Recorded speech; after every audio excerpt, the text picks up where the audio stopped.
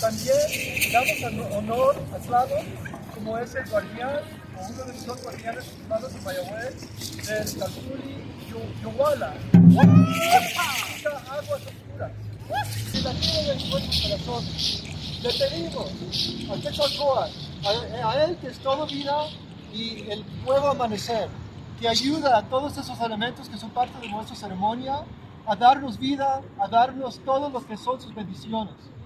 Y que todo sigue lindo y bello para el Calpulli Yuwala.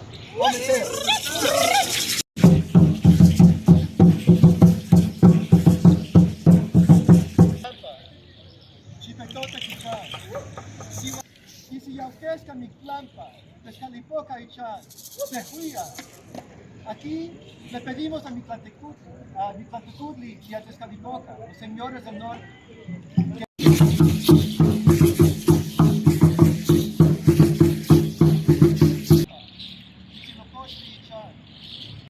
Moani, porque Nahuatl, Boyocoyani.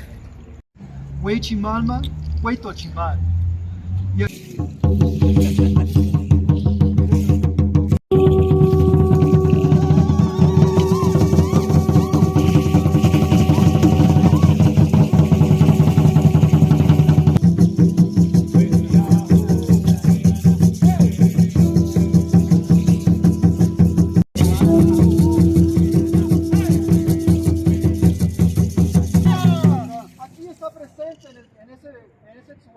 Que es su carne.